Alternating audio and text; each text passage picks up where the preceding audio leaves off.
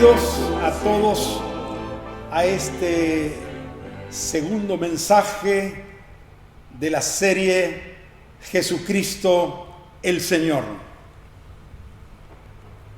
Cuando este nombre, Jesucristo el Señor, el Kyrios,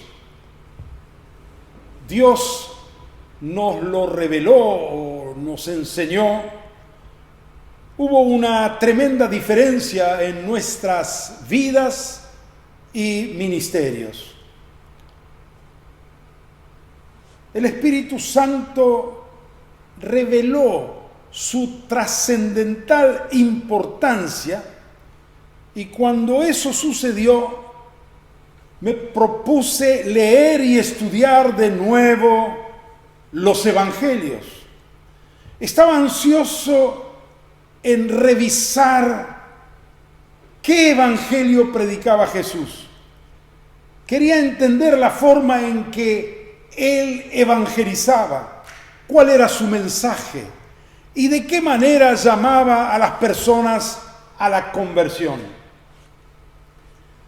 Después de haber predicado el evangelio tradicional, digamos, durante 10 años, desde 1958, tenía entonces 16 años, ya comencé a predicar, hasta 1967, 10 años predicando en plazas, parques, trenes, hospitales, congregaciones, campañas, los primeros 7 como un evangelista juvenil y luego los últimos 3 como pastor de una congregación.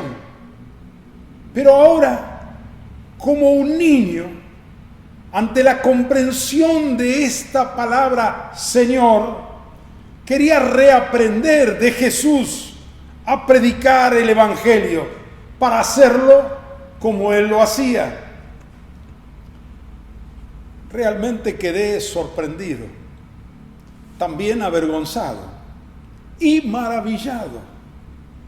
Me pregunté, ¿de dónde sacamos nosotros nuestra manera de predicar? Jesucristo nunca usó nuestros métodos, ni nuestro énfasis. Nunca preguntó a alguien, ¿quién quiere ser salvo? Levante la mano, no tiene nada que pagar. Él no hizo ofertas. Su mensaje siempre y en todas partes fue el evangelio del reino de Dios. Marcos comienza su evangelio en el capítulo 1, versículo 14 y 15, describiendo el inicio del ministerio de Jesús. Y dice así, Marcos 1, 14 y 15. Después que Juan fue encarcelado, Jesús fue a Galilea para proclamar el evangelio del reino de Dios. Decía, el tiempo se ha cumplido y el reino de Dios se ha acercado. Arrepiéntanse y crean en el evangelio. Mateo, en el capítulo 9, versículo 35, describe el ministerio de Jesús en todo el país. Dice así,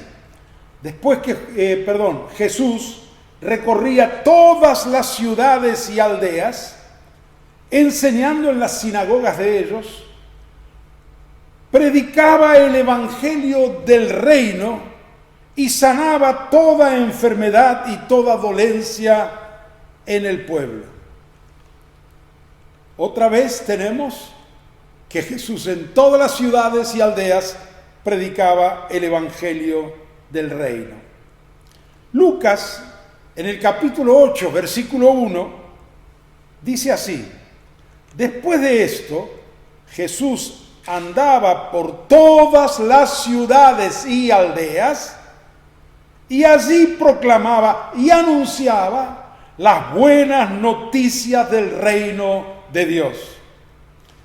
Su mensaje siempre en todas partes fue el mismo. Las buenas noticias del reino de Dios. En cambio yo, en mis 10 años de ministerio, nunca había predicado el evangelio del reino de Dios, ni sabía de qué se trataba. Yo nací en un hogar evangélico. Desde niño mis padres me llevaron a la escuela dominical y a las reuniones de la iglesia. A los 15 años de edad tuve mi experiencia de conversión personal a Cristo. Con un grupo de jóvenes hicimos campañas de evangelización en todas las plazas de Buenos Aires. Fui un evangelista juvenil. Estudié 4 años en un seminario. Fui pastor de una nueva congregación que iniciamos con ese grupo de jóvenes. He escuchado predicar el evangelio a famosos evangelistas nacionales e internacionales. Sin embargo, hasta mis 26 años de edad, cuando comprendí el evangelio del reino, jamás había escuchado a nadie predicar el evangelio del reino de Dios, ni siquiera mencionarlo. Si Jesús siempre y en todas partes anunciaba el reino y nosotros los evangélicos jamás lo predicábamos, era obvio que algo muy importante nos estaba faltando. ¿Qué significa lo que Jesús anunciaba? Que el reino de Dios se ha acercado. El reino de Dios es el reinar de Dios. Dios reina sobre el universo. Reina sobre todo lo que existe. ¿De qué modo el reino de Dios se acercó a las personas con Jesús? Y se acercó en la persona del Rey. Dios se hizo hombre en la persona del Hijo. El Creador se hizo criatura y nos trajo el reino, el gobierno de Dios, para darnos la posibilidad de entrar en su reino. Cuando Cristo se acercaba a alguien para predicarle, siempre lo ponía frente a una gran disyuntiva: entrar al reino o quedar fuera de él, aceptar su autoridad como rey y señor o seguir viviendo como siempre según su propia voluntad. Cristo confrontaba a las personas con su autoridad. ¿Se sujeta a mí o no? ¿Me reconoce como el Kyrios de su vida o no? Esa era su forma de evangelizar. Algunos ejemplos que quiero traer nos ayudarán a entenderlo mejor. El primer ejemplo es el de 2 hermanos, Simón y Andrés. Marcos, en el primer capítulo, dice así: mientras Jesús caminaba junto al lago de Galilea, vio a Simón y a su hermano Andrés. Estaban echando la red al agua, porque eran pescadores. Jesús les dijo: síganme, y yo haré de ustedes pescadores de hombres. Enseguida ellos dejaron sus redes y lo siguieron. Vamos a describir un poco la escena. Cristo, estando en Capernaum, en Galilea, se acerca a la orilla del mar. A cierta distancia ve a dos hombres pescando. Se ganan la vida así, eran pescadores. Cristo se acerca a ellos, se detiene y los observa. Uno es Simón, el otro es Andrés, su hermano. Ellos, al percibir la cercanía de Jesús, levantan la vista. Y cuando las miradas se cruzan,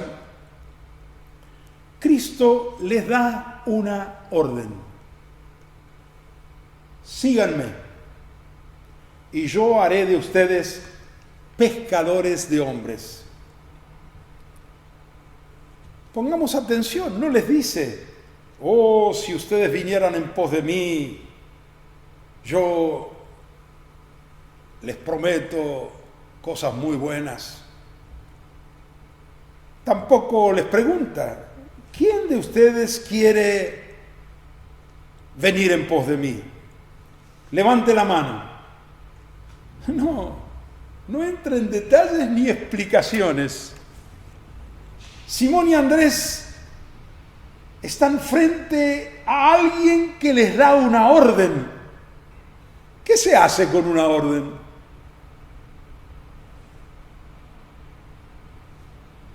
¿Se obedece o no?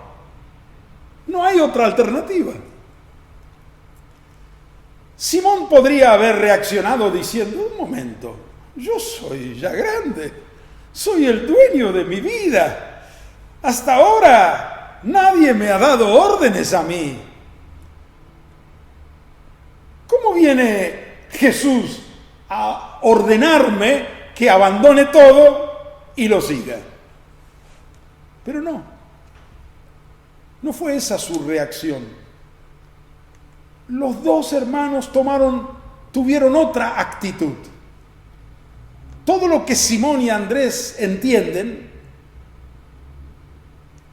es que deben dejar lo que están haciendo y seguir a Jesús. En cuanto a convertirse en pescadores de hombres, seguramente no entendieron nada. Sería como si alguien me dijera hoy a mí, ven, sígueme y te voy a hacer zapatero de almas. ¿Qué? ¿Zapatero de almas? ¿Qué es eso? Bueno, algo así les habrá sonado a ellos lo de pescadores de hombres. Nosotros, claro, estamos familiarizados con el lenguaje bíblico. Entendemos ahora lo que quiere decir pescadores de hombres. Pero ellos no entendieron. Cristo no les da muchas explicaciones. Sencillamente los pone frente a una gran disyuntiva. Simón, que luego fue llamado Pedro, como dueño de su propia vida hasta ese día, había hecho lo que él quería.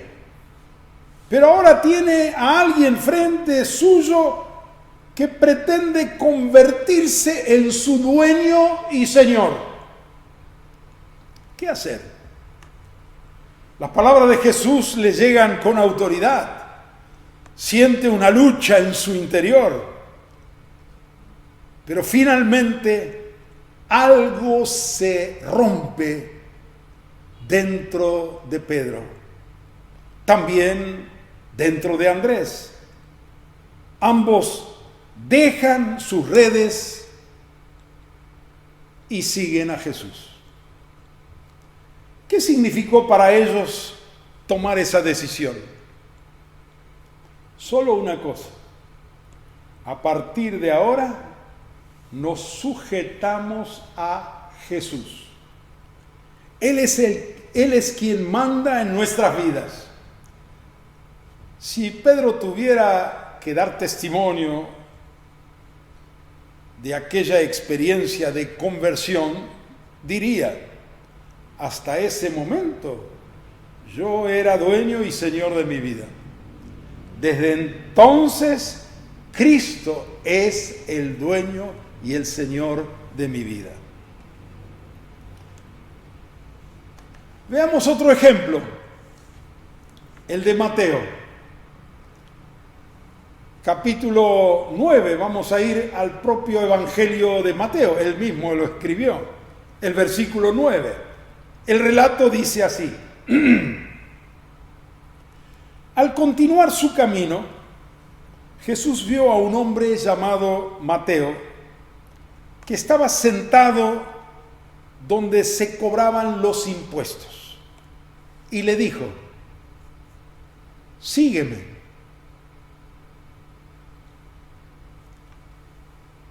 Y Mateo, dice el texto bíblico, se levantó y lo siguió. Así llamaba Jesús a las personas a la conversión. Vamos a describir un poco la escena para entender bien el cuadro.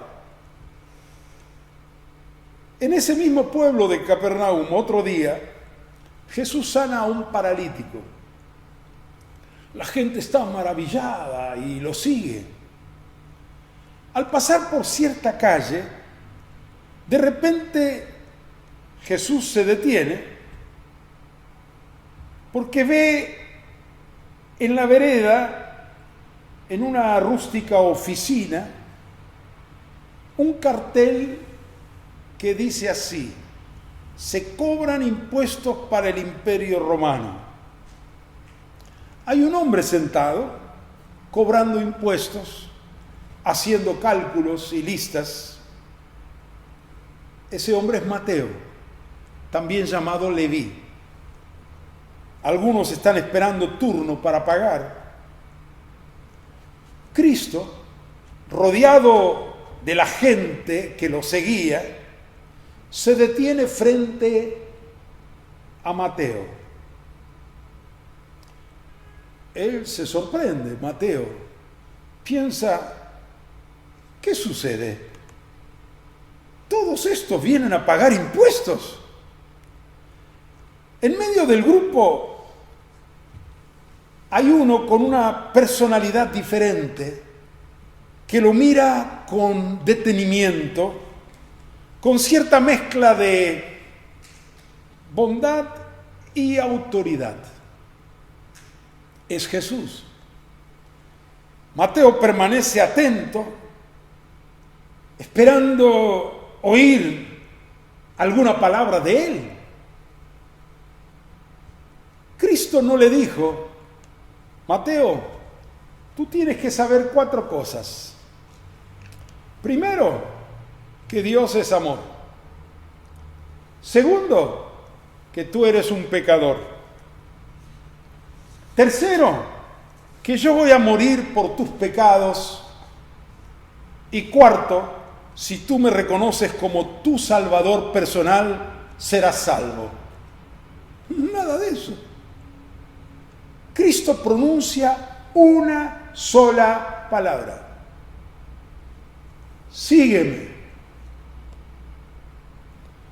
En una sola palabra, Jesús sintetizó todo el mensaje del reino de Dios. Ponte un momento en el lugar de Mateo. Tú estás trabajando.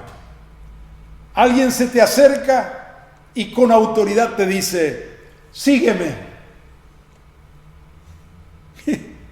¿Y tú? ¿Cómo? ¿Qué significa esto? ¿Qué pretende este hombre? Así le habrá pasado a Mateo. Mateo quiere responder, pero en su interior resuena esa única palabra de Jesús: sígueme, sígueme. Piensa, hasta ahora, nadie que no sea mi jefe me ha dado órdenes. ¿Quién es este hombre? ¿Por qué seguirle? ¿Y para qué? Quiere reaccionar negativamente, pero se contiene. Y si le digo que venga a las 6 de la tarde cuando cierro la oficina, no, es una orden. No se puede poner condiciones. No se puede cuestionar ni preguntar. ¿Se obedece o no se obedece? Se produce una lucha en el interior de Mateo, comprensible. Su naturaleza humana se resiste a obedecer, a sujetarse a Jesús. Pero algo sucede en su interior y finalmente toma la decisión. Mateo se pone de pie, empuja la mesa y comienza a seguir a Jesús. Y eso es todo. Me imagino que el jefe de la oficina le habrá dicho: Mateo, ¿a dónde vas? Sigo a Jesús. Pero Mateo, ¿y el trabajo? No sé, ahora él es mi jefe. Pero ¿y vas a volver? No lo sé. Voy a hacer lo que él me diga. Pero Mateo, ¿te has vuelto loco? Es que ahora Jesús manda en mi vida. Sí, parece una locura.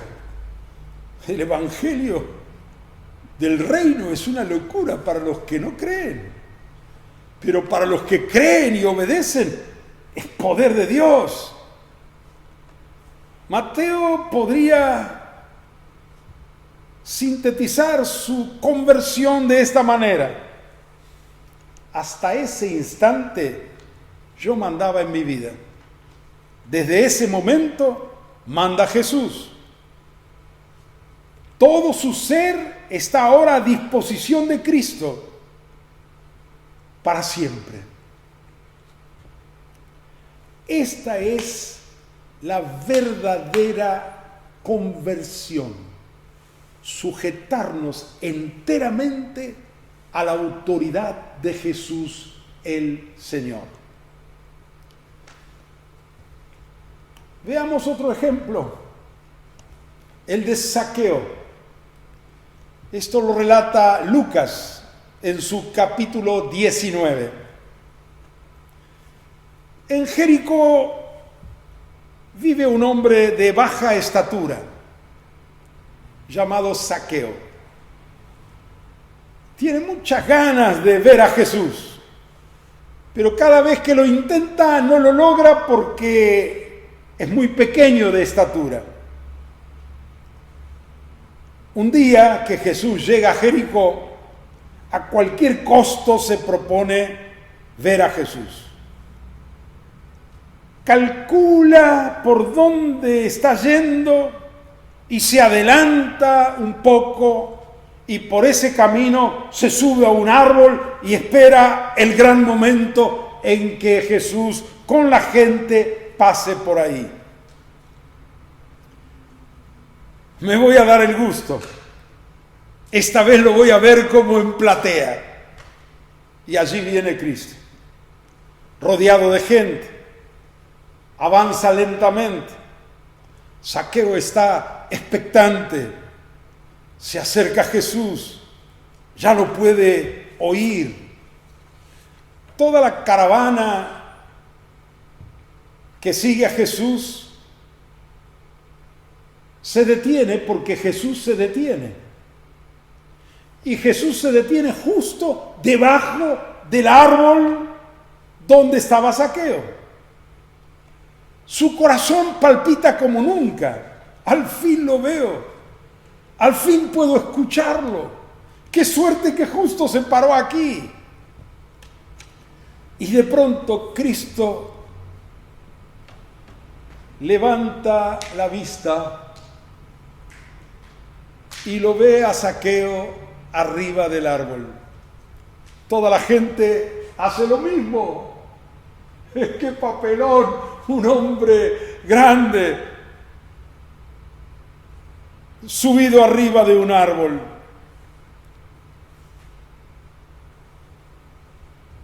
Y Cristo, mirando hacia Zaqueo, le dice una palabra. Zaqueo. ¿Cómo? ¿Cómo sabe mi nombre? Zaqueo, desciende pronto. Hoy es necesario que more en tu casa.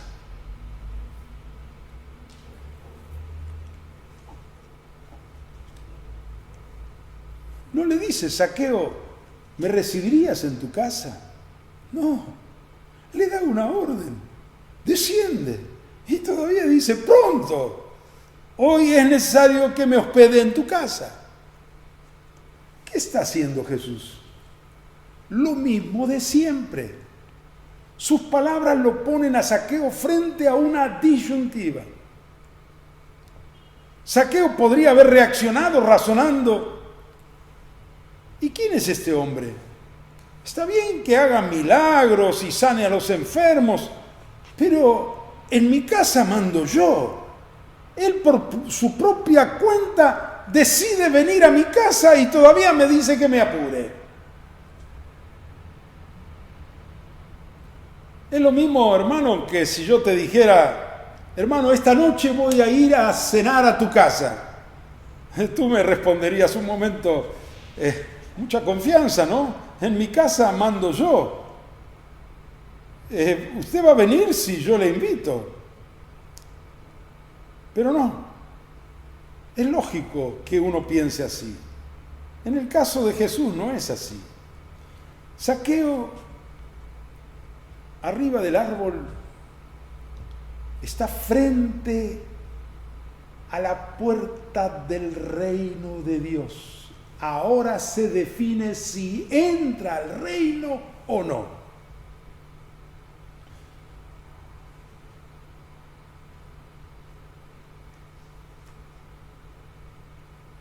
Encaramado todavía en la copa del árbol o en alguna rama, no atina a reaccionar, no sabe bien qué hacer. Otra vez la lucha interior, esa personalidad que todos tenemos, que no queremos que otro nos diga lo que tenemos que hacer.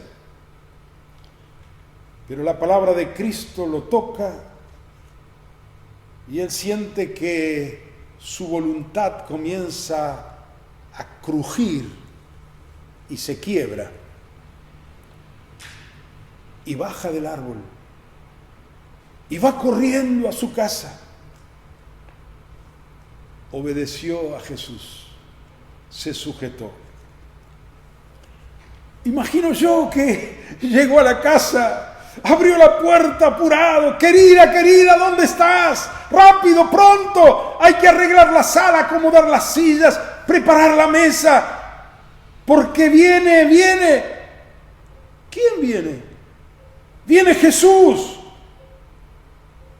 Pero Jesús, ¿quién es? Y vos lo invitaste. Mujer, no hay tiempo, pongan la mesa. Pero ¿cómo viene Jesús y tú lo invitaste? No, yo no lo invité. Y entonces se invitó solo. Pero Zaqueo, reacciona. Has perdido la cabeza. ¿Cómo va a venir a casa si tú no lo invitaste? ¿Quién manda en esta casa? Esa es la gran pregunta. ¿Quién manda en esa casa? Zaqueo, ante la mujer, inclina la cabeza y en forma casi solemne le dice: hasta ahora mandaba Zaqueo, desde ahora manda Jesús. Y unos momentos más llega Jesús con sus discípulos, se sientan a la mesa, están comiendo, y en cierto momento de la comida, Zaqueo no puede más, se pone de pie y con mucha emoción le dice a Jesús: Señor, Quirios, la mitad de mis bienes se lo voy a dar a los pobres, y al que le robé se lo voy a devolver cuadruplicado. ¿Quién le enseñó todo eso? ¿Cómo experimentó semejante cambio? Es que ahora hay otro que manda en su vida. Notemos que cuando Zaqueo se puso de pie, la primera palabra que le dijo a Jesús fue Quirios, Señor. Fue entonces que Cristo, al oír esta declaración de Zaqueo, dijo: hoy ha venido la salvación a esta casa, porque el Hijo del Hombre vino a buscar y a salvar lo que se había perdido. Cuando una persona perdida y rebelde, que no vivía según la voluntad de Dios, cambia de actitud y se sujeta a Jesús, reconociéndolo como su Señor, encuentra la salvación. Sin embargo, debo dejar claro que no todos responden así a Cristo. Porque Cristo, aunque da una orden, Él no obliga a nadie a seguirle. La persona tiene que tomar su decisión en forma libre y voluntaria. Veamos otro ejemplo. El joven rico. Marcos, en el capítulo 10, lo relata así. Un joven que era muy rico se acercó a Jesús y le dijo: Maestro bueno, ¿qué debo hacer para heredar la vida eterna? Jesús le dijo: ¿por qué me llamas bueno? No hay nadie que sea bueno sino solo Dios. Ya conoces los mandamientos: no mates, no cometas adulterio, no robes, no des falso testimonio, no defraudes, honra a tu padre y a tu madre. Aquel hombre le respondió: Maestro, todo eso lo he cumplido desde mi juventud. Jesús lo miró y con mucho amor le dijo: una cosa te falta. Anda y vende todo lo que tienes y dáselo a los pobres. Así tendrás un tesoro en el cielo. Después de eso, ven y sígueme. Cuando aquel hombre oyó esto, sigue diciendo el Evangelio de Marcos, se afligió y se fue triste porque tenía muchas posesiones. Si yo hubiera estado en esa rueda de los discípulos, con mi antigua mentalidad evangélica, le hubiera dicho a Cristo: Maestro, con todo respeto, ¿me permite una palabra? Eso que le dijo al joven no es bíblico. ¿Dónde menciona la Biblia que para entrar al reino de Dios uno debe vender todo lo que posee? ¿Acaso no es gratuita la salvación? La realidad de fondo es esta. Este joven se encuentra frente a la puerta del reino. Casi entra, pero no. Con su actitud parece decir: lo que tengo es mío. Yo soy el dueño y señor de mi vida y de mis posesiones. Así que da media vuelta, mira por última vez a Jesús y se aleja para hundirse en la tristeza y en las tinieblas. Cristo se queda mirándolo con pena. Lindo muchacho. Parecía estar tan cerca, pero no quiso entrar. Cuando ya su figura se pierde en la distancia, Cristo suspira y le dice a sus discípulos: cuán difícilmente entrarán en el reino los que tienen riquezas. Pero ¿cuál es la verdad? Para entrar al reino de Dios uno tiene que vender todo lo que posee y repartirlo a los pobres. Hermanos, entrar al reino no es cuestión de vender ni de comprar. Hay una cuestión mucho más profunda y radical. Existe un solo requisito: reconocer a Jesús como Señor. Si Cristo es mi Señor, es Señor de todo lo que tengo. Mi casa, mi auto, mi fábrica, mi dinero, mi tiempo, mi familia, todo le pertenece a Él, si Él es mi Señor. O es Señor de todo, o sencillamente no es mi Señor. Este es el conflicto que hizo perder la salvación a este joven rico. Hay otros ejemplos, voy a mencionar rápidamente un par de ellos. En Lucas capítulo 9, versículos 59 y 60 dice así: y a otro le dijo: sígueme. Aquel le respondió: Señor, permite ir primero a enterrar a mi padre. Pero Jesús le dijo: deja que los muertos entierren a sus muertos. Tú ve y anuncia el reino de Dios. ¡Qué exagerado que parece Jesús! ¿Qué le hubiéramos dicho nosotros a esa persona en tales circunstancias? Es que Jesús predicaba el evangelio del reino.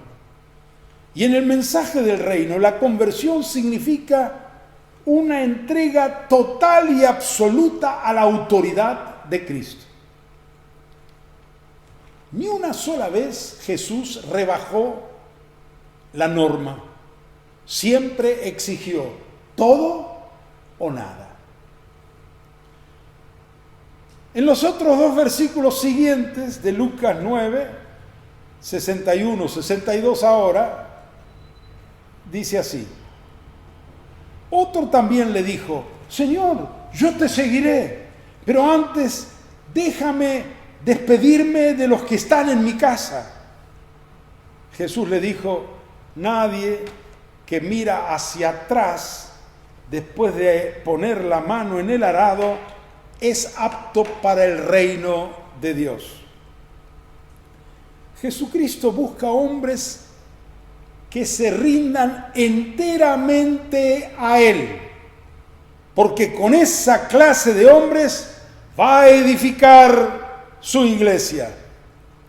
Todos deben entender muy bien desde el primer día que seguir a Cristo significa todo. Significa reconocer a Jesús como Señor y Rey de nuestra vida, como autoridad suprema e incuestionable. Bueno, dejemos los ejemplos, vengamos a nuestra realidad. ¿Predicamos el evangelio que predicaba Jesús? ¿Predicamos el evangelio del reino de Dios?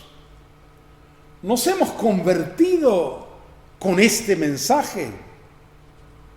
¿De dónde surge la falta de compromiso de la mayoría de los creyentes en nuestros días?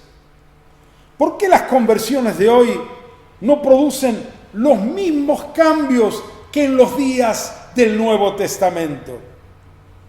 Al comparar nuestra forma de evangelizar con la de Jesús y los apóstoles, llegamos a la conclusión que por años y por varios siglos, los evangélicos hemos predicado un evangelio sin reino y una salvación sin el señorío de Cristo.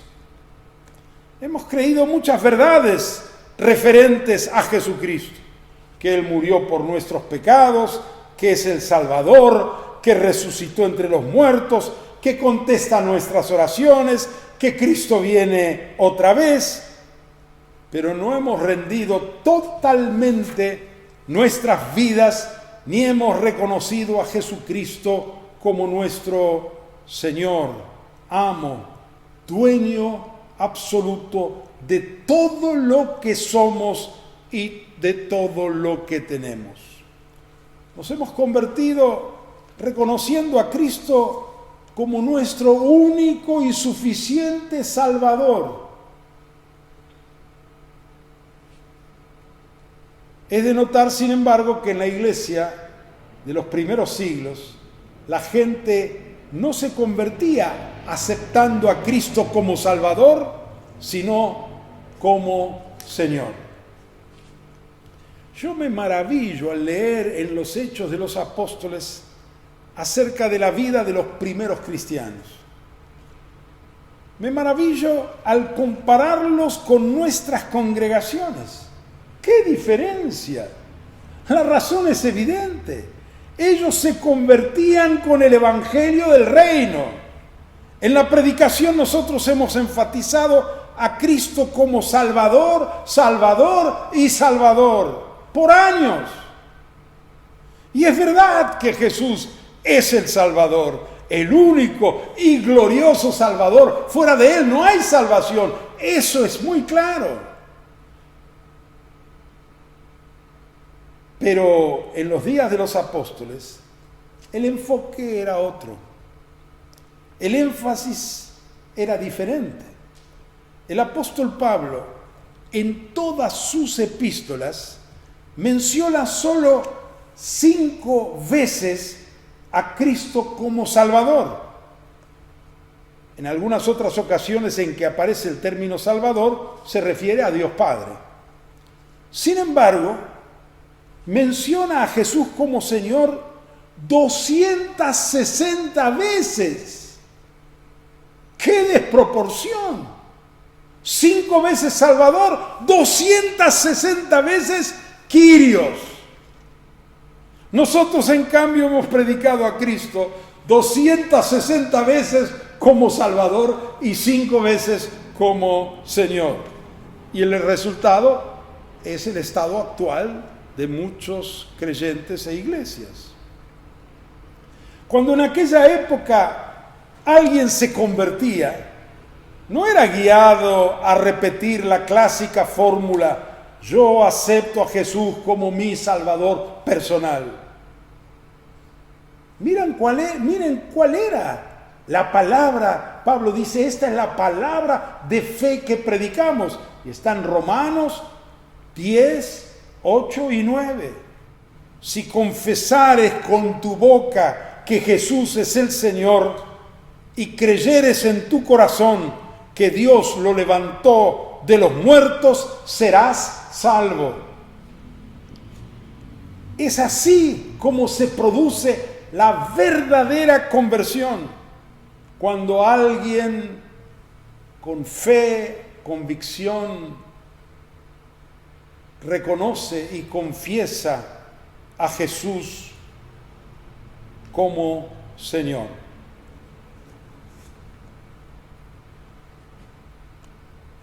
Pensemos un momento, ¿cuál es el pecado más grande? ¿Qué pecado cometieron Adán y Eva? ¿Mataron? No. ¿Robaron? Tampoco. ¿Cometieron adulterio? No. ¿Blasfemaron contra el Espíritu Santo? No. ¿Cuál fue entonces su pecado? Hasta cierto día, ellos vivieron sujetos a la autoridad de Dios. Luego tuvieron la infeliz idea de hacer su propia voluntad. Claro, inspirados por Satanás. En el lenguaje popular se expresa muy bien esta actitud con esa frase: yo hago lo que se me da la gana, lo que a mí me parece. Esa es la esencia del pecado. La rebeldía contra Dios, esa independencia, ese actuar en contra de la voluntad de Dios, independientemente de Dios. Y ese es el pecado que predomina hoy en la sociedad. La Biblia señala que en los últimos tiempos el pecado se multiplicará. Y es verdad, la gente cada vez más hace lo que quiere. No tiene vergüenza de hacer lo que se le ocurre. Ya no hay respeto a Dios, a su palabra, ni siquiera a las buenas y sanas costumbres. No hay valores, todo da igual. Ese es el espíritu que domina el mundo, tanto en padres como en hijos, en hombres como en mujeres, en patrones como en empleados, en todos los órdenes de la vida. Y ese espíritu se nos ha contagiado a nosotros, los que nos llamamos cristianos. Podemos leer la Biblia, orar, predicar, hablar en lenguas, hacer buenas obras, y sin embargo, en muchas áreas de nuestra vida podemos seguir haciendo lo que se nos da la gana. Y eso no puede ser. Según Jesús, muchos de los que se consideraban salvos, en el día de su muerte, se sorprenderán al descubrir que quedaron afuera. Así lo explicó Jesús en Mateo 7, versículos 22 y 23. Dice Jesús: en aquel día muchos me dirán: Señor, Señor, ¿no profetizamos en tu nombre y en tu nombre echamos fuera demonios y en tu nombre hicimos muchos milagros? Pero yo les diré claramente: nunca los conocí. Apártense de mí, obreros de la maldad. Y en el versículo anterior, Jesús explica la razón. ¿Por qué quedaron fuera? Dice así: no todo el que me dice Señor, Señor, entrará en el reino de los cielos, sino el que hace la voluntad de mi Padre que está en los cielos. El que se salva es el que hace la voluntad de Dios y no el que vive según su propia voluntad. Muchos con su boca hasta pueden llamar a Jesús Señor, pero negar su señorío con sus hechos y con su conducta. Sin embargo, tengo una buena noticia. Dios ha prometido restaurar su iglesia antes de su segunda venida. ¿Qué es restaurar? Volver las cosas a su debido lugar. Exaltar a Cristo ante los ojos de las naciones. Dios está llamando a su pueblo para que pueda vivir en su reino y bajo el señorío de Cristo. Mientras que el mundo en los tiempos finales irá de mal en peor, haciendo cada cual lo que le parece, en una carrera desenfrenada y acelerada, Dios levantará un pueblo que como contraste vivirá como Él quiere, haciendo su voluntad por haber reconocido a Jesucristo como su Señor. El gran escritor inglés C.S. Lewis, en su libro El Gran Divorcio, dice así: finalmente, habrá en el mundo solo dos clases de personas. Unos, los que le dicen a Dios: Señor, sea hecha tu voluntad. Los otros son aquellos a quienes Dios les tiene que decir: sea hecha tu voluntad. ¿A cuál de estos dos grupos quieres pertenecer? Jesús nos enseñó a orar así: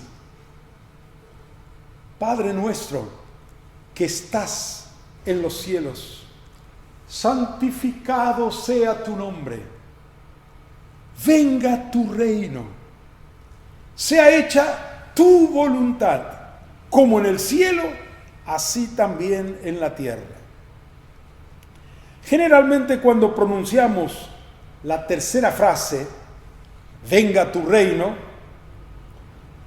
solíamos pensar únicamente en la segunda venida de Cristo, es decir, en el futuro. Pero es muy importante tener en cuenta los dos aspectos de la venida del reino de Dios a la tierra: la dimensión presente y la dimensión futura. La dimensión futura se producirá cuando el Rey de Reyes y Señor de Señores regrese a la tierra en persona y establezca su trono definitivamente en la tierra.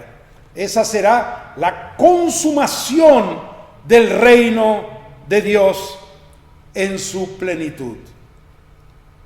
Pero debemos saber que la dimensión presente del reino es para aquí y ahora.